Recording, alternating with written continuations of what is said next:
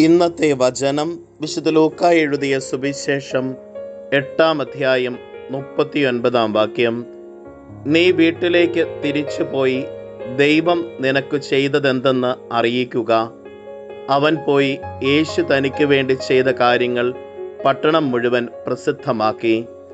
കാരുണ്യവാനും സ്നേഹനിധിയുമായ നല്ല ദൈവമേ, അങ്ങേ തിരുസന്നിധിയിൽ ഞങ്ങളുടെ എല്ലാ പ്രാർത്ഥനകളെയും ചേർത്ത് വയ്ക്കുന്നു. ഈശോനാഥ, അങ്ങ് ഞങ്ങളുടെ ജീവിതത്തിലേക്ക് അനുനിമിഷം അനുഗ്രഹങ്ങൾ ചൊരിയുന്നുവല്ലോ. അങ്ങയുടെ കൃപയും അനുഗ്രഹത്തെയും ഓർത്ത് നന്ദി പറയുവാനും അങ്ങയെ മഹത്വപ്പെടുത്തുവാനും ഞങ്ങൾക്ക് ശക്തി നൽകണമേ. അമ്മേ മാതാവേ, ഞങ്ങൾക്ക് വേണ്ടി മാധ്യസ്ഥം യാചിക്കണമേ.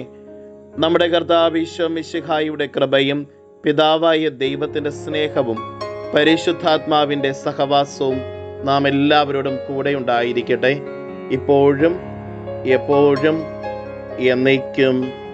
ആമേൻ. ഇന്നത്തെ നിയോഗം: പൈശാചിക ബന്ധനങ്ങളിൽ നിന്നും തിന്മകളിൽ നിന്നും വിടുതലിന് വേണ്ടി പ്രത്യേകം പ്രാർത്ഥിക്കാം.